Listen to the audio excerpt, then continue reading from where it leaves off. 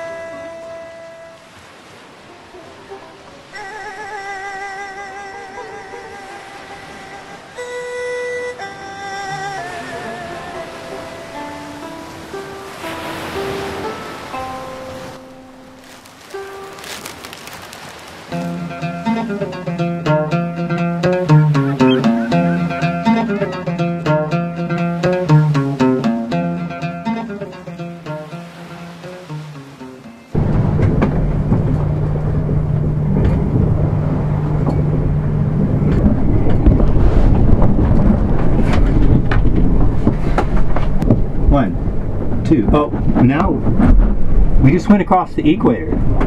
It went so fast. Now it's building up. Look, 10, 11, 12, 13, 14. So, get what? We got 2 flying fish. I just cleaned them. So, nice flying fish for lunch on the equator.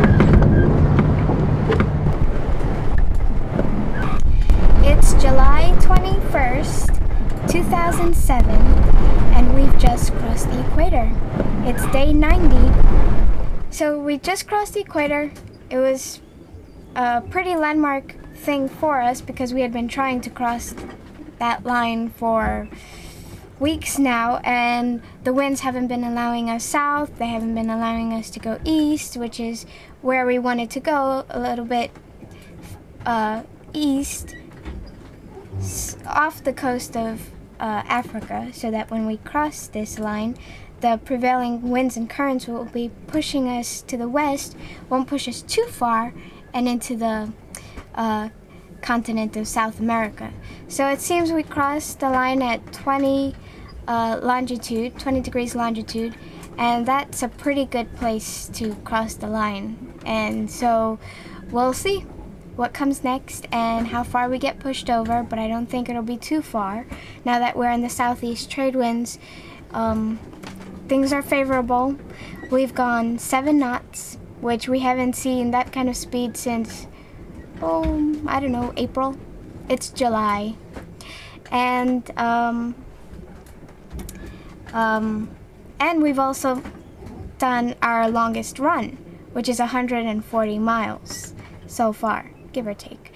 And we haven't seen that kind of distance in, I don't know, ever since this voyage began. So that's both pretty auspicious signs for us that we've got our foresails up, which due to a lot of compromises they finally got up, but and they're doing their job, and we're making our way into the South Atlantic Ocean. Today is July the 21st, day 90, and we just crossed the equator, and it took us a long time to get down here, and we're really happy. How do you feel about crossing the equator? Crossing the equator and going into the southern hemisphere kind of takes us that much further from home and everything we know back up in the northern hemisphere. So it takes us over the line into the south, where we go much further from everything that we know. So crossing the equator is almost like a dividing line, and now we're going into the unknown. And of course we knew that we'd have these southeast trade winds once we got across the equator. So in the Atlantic we had a lot of shifty wind and doldrums, but as soon as we crossed the equator, the wind picked up, and now we're sailing real nice. We're in the southeast trades and headed southwest, and we'll be heading further south as we can turn, and the wind lets us turn more to the south.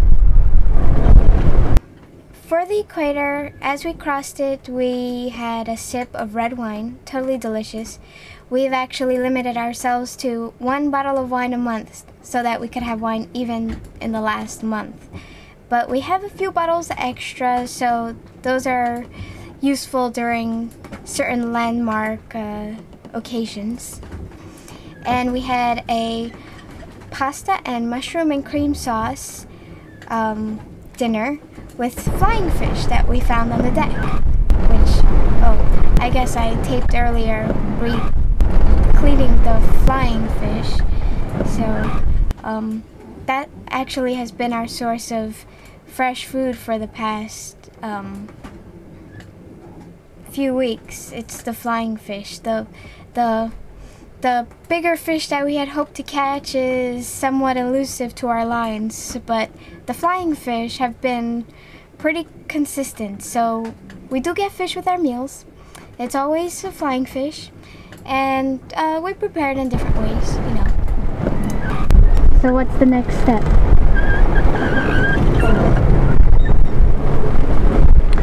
We're sailing down the trade winds right now, making real good mileage, much faster than we expected, though we don't care about going fast, but the sails are up and the wind's blowing nicely, and it's blowing every day without stopping. We'll be out of the trade wind belt about 20 degrees, 25 degrees south. So if we keep on at this rate in 4 or 5 days, we're going to be south of the trade wind belt, and then we'll get into variable winds, and then we'll see what happens from there. We have noticed that the color of the water is very different. North of the equator it was very blue, very sapphire, kind of this translucent, deep, almost ultramarine color. And now it's this teal / hunter green, that kind of reminiscent of when you're approaching land, that kind of green that the water begins to take on. How fast are we going? For the last week almost, we've been sailing from 5 to 8.5 knots, and for the last few days we've been going over 7 knots without hardly dropping below. At the moment, I think we've slowed down a little bit and we're doing about 6 knots. So what was it like on your watch when you were alone? Well, by the time I came on watch, which was around 2:30, the moon was setting, and so it was changing the color from its pale silvery look to its buttery orangey color, and it was a little bit low in the sky, and there were some clouds coming, more than the regular poofy cumulus clouds. They were more bigger and huge, and going across the moonlight, and the moon would give off these rays the way the sun would, but it was the moon. Right behind the clouds you see these moon rays coming out, and then the moon kind of just faded away into the night and left a little bit of a darkness behind, because then it clouded over and the wind picked up. But for that moment that the moon was setting, it was really beautiful.